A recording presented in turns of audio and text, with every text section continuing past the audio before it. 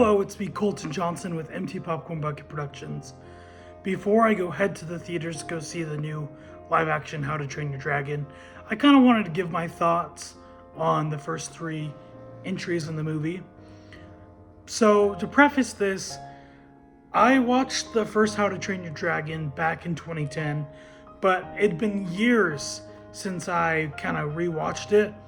And so I recently was like, all right, before this new movie comes out, I'm going to watch all three. So, first we have the first How to Train Your Dragon. And I am very, very, very, very sad that this has not been in my life more. This is honestly one of the greatest animated movies of all time. And what's crazy is it was co-directed by Chris Sanders, who also did Lilo and Stitch, which is also one of my favorite animated movies of all time. And ironically, also had a live action movie releasing this year, which is kind of funny. This movie is awesome, has so much heart to it. Toothless is amazing. Hiccup is a really good character.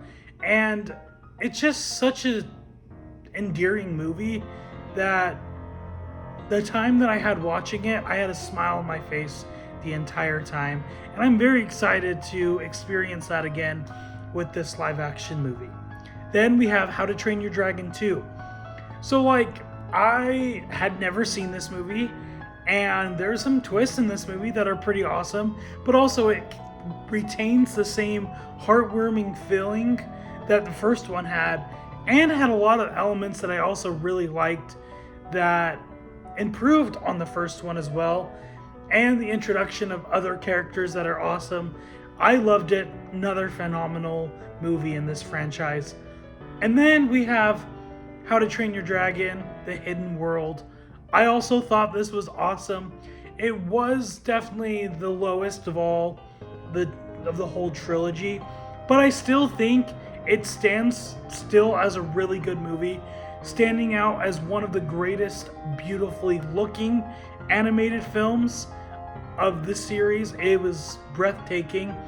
There's also some very heartfelt moments and some emotional beats that I appreciated in this movie. I actually just barely watched it, so that's why it's fresh in my brain. But join me as I go see the How to Train Your Dragon live action theaters, and I will be back to review it in just a second.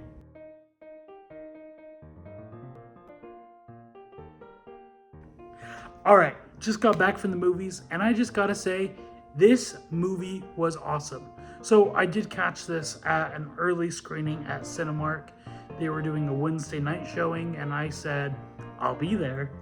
I loved it. I wish I appreciated this series a lot more throughout my life, because the story of How to Train Your Dragon is such a touching story, and it's relatable, and it's really cool to see a character like Hiccup, but also you get to see Toothless, and they're very similar in a lot of ways, and their dynamic's awesome. But let me go through and talk about this movie, because I have my thoughts.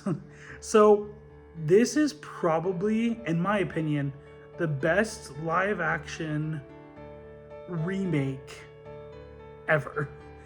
And as someone who genuinely enjoys a lot of the Disney live action remakes, there's just something very special about this one, where it retains the charm. Though it is a shot for shot, it doesn't change anything, so there's nothing really to be broken about, and it just has that magic that the original had. And in my opinion, this might differ from a lot of people's, I felt like this movie adds a different layer and perspective than the animated one did. Though there are a lot of elements that are from the animated one that kind of played into the elements of this movie that were really good, and it worked because of the material that it came from. And I feel like the fact that it is a shot for shot doesn't take away from how amazing it is. I loved watching the original How to Train Your Dragon, And all those same moments that make that movie great also makes this movie great. I was so giddy with the moments between Toothless and Hiccup that like I was just internally jumping for joy because of how awesome and amazing and just how much emotion it made me feel, or the flight or the romantic flight. Like there's so many different moments in this movie that like recaptures the same feelings that I got watching the original from 15 years ago. And one thing that made this movie great is that Dean DeBow, the director from the original movie, returned to direct this movie. And so he has the heart and the care for this material to make it amazing. And there's a lot of vision from taking a 3D animated movie and bringing it to live action. It's kind of the first of its kind, and it probably the first of like a skipping stone that will make a cause and effect that might lead to other live action remakes of even other DreamWorks films, maybe Prince of Egypt. I feel like that would be pretty good. Probably won't happen, but or even Disney. I mean, Disney's releasing Moana next year, and I am still a little mixed on what I think about that movie, but worry about that in a year. But this movie captures the characters wonderfully. The visuals are stunning, and the return of Gerard Butler was awesome. I feel like no other actor could have captured the greatness that his character is with Stoic.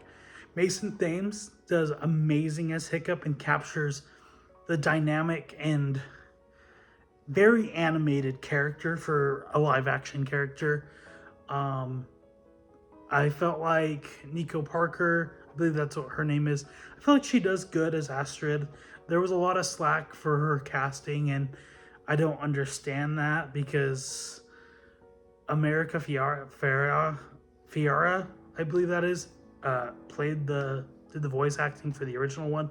So I feel like people kind of just need to back off and grow up a little bit. But I thought the casting was fantastic, well, all around.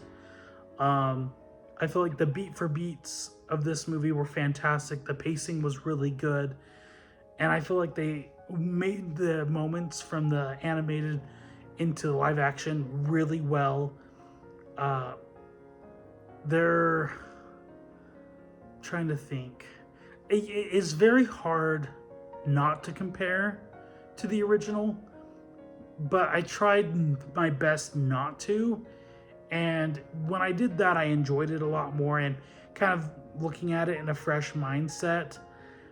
But I feel like that doesn't take away from the greatness that this movie is. Another really standout thing of this movie, obviously, was the return of John Powell for the composer.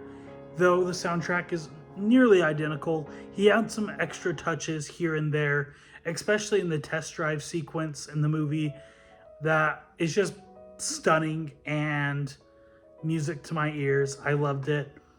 Another fantastic element of this movie, I would say, is just, I feel like in the animated one, it does have moments between Hiccup and Stoic, his dad.